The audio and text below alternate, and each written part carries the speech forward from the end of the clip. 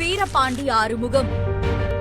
1937ஆம் ஆண்டு பிறந்தார் ஆறுமுகம் என்கின்ற வீரபாண்டிய ஆறுமுகம். சேலம் மாவட்டம் திமுக செயலாளராகவும் திமுகவின் உயர்மட்ட குழுவிலும் பணியாற்றிய இவர் அண்ணாவோடு நெருங்கிய தோழமை கொண்டிருந்தார். 1962ஆம் ஆண்டு வீரபாண்டி தொகுதியில் திமுக சார்பில் வெற்றி பெற்று சட்டப்பேரவை உறுப்பினராக தேர்வு செய்யப்பட்டார். அந்த வெற்றியின் மூலமாக வீரபாண்டி ஆறுமுகம் என்றழைக்கப்பட்டார். மிசா சட்டத்தின் கீழ் கைது செய்யப்பட்ட பொழுதும் பல்வேறு பொய் வழக்குகளை தன் மீது சுமத்தப்பட்ட போதும் அனைத்தையும் எதிர்கொண்டு நின்றார்.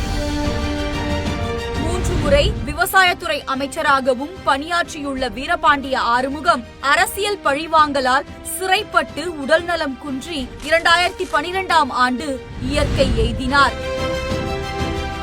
அவருக்கு அஞ்சலி செலுத்திய கலைஞர் கண் கலங்கியபடி தன் தூண் சாய்ந்தது, சேலத்து சிங்கம் சாய்ந்தது என தன் இரங்கலை தெரிவித்தார்.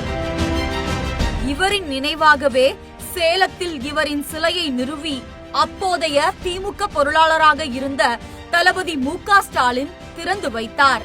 திமுக தகவல் தொழில்நுட்ப அணி கொண்டாடும் திராவிட மாதம்.